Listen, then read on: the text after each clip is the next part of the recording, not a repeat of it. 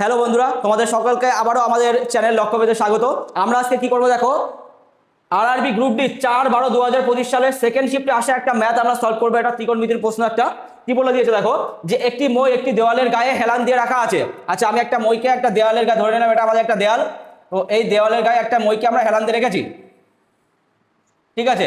মইটির পাদদেশ দেওয়াল থেকে এতটা দূরে রয়েছে, তাই না? মইটির পাদদেশ কোনটা হবে? এটা। এখানে যদি মইটা থাকে তাহলে এটা কত ডিস্টেন্স রয়েছে? 1115.4705 এত ডিস্টেন্সে রয়েছে, ঠিক আছে। এত সেমি দূরে অবস্থিত। আর কি বলেছে, এবং মইটি ভূমির সাথে 60 ডিগ্রি কোণ তৈরি করেছে। ভূমির সাথে কত ডিগ্রি কোণ তৈরি করেছে? এটা তোমাদের 60 ডিগ্রি কোণ তৈরি করে দিয়েছে। আচ্ছা, তবে বলছে মইটি দেওয়ালে যে উচ্চতায় স্পর্শ করেছে তা নির্ণয় করুন। মানে এইখান থেকে এইটুকু ডিস্টেন্স চেয়েছে, মানে এইচ হাইট চেয়েছে। আচ্ছা, আমরা এই রকম কোশ্চেন কি করবো? তো ট্যানের ভ্যালু বের করি। আমরা জানি কি নর্মালি যে এখান থেকে tan 60 সমান কি হয়ে যায়? Height by base. Height by base, height কত বের করতে হবে আমাদের? বেস কত বলে দিয়েছে? 1115.4705। এবার এখান থেকে tan 60 ভ্যালু আমাদের জানতে হবে। tan 60 কত হয় বলো? √3। তাহলে এখানে tan 60 পরিবর্তে আমি কি বসাতে পারি? √3। আর এটা h বাই 1115.4705। আচ্ছা, এখান থেকে √3 ভ্যালু কত হবে? এখান থেকে তুমি ক্যালকুলেশন করি। h ইকুয়ালস টু কত পাই বলতো? 1115.4705 ইন্টু √3 যদি পয়েন্টে ভ্যালু বসায় কত হয়? 1.732। এবার এটাকে গুণ করবো।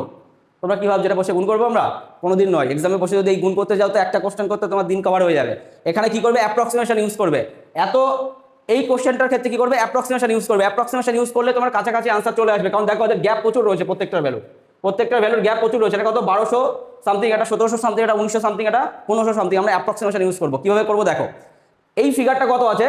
1115.47। আমার দরকার নেই, আমি ধরে নিচ্ছি যে এই ফিগারটা যে 1120 কাছাকাছি রয়েছে, বা আমি 1100 ধরছি, 20 বাদ দাও, 1100 রয়েছে।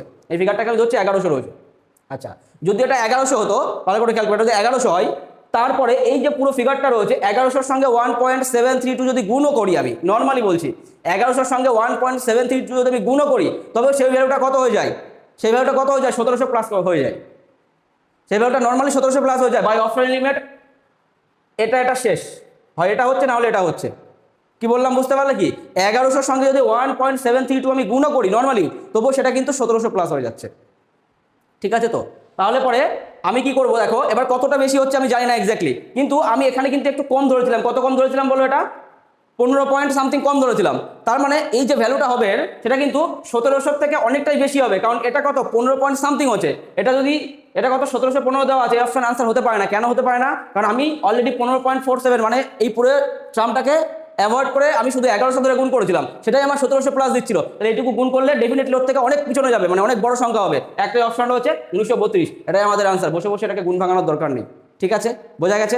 আচ্ছা, তোমাদের যদি আবারও বলছি, যদি পুরো কোশ্চেনটা ডিটেলস বুঝতে পারো অবশ্যই তোমরা কমেন্ট সেকশনে কমেন্ট করে জানাবে। কোথাও বুঝতে অসুবিধা থাকলে সেটাও কমেন্ট করে জানাবে। আর আমাদের ক্লাস যদি ভালো লাগে তোমরা অবশ্যই বন্ধুদের মধ্যে চ্যানেলকে সাবস্ক্রাইব করবে এবং শেয়ার করবে। দেখা হচ্ছে তোমাদের সঙ্গে পরবর্তী ভিডিওতে। Thank you.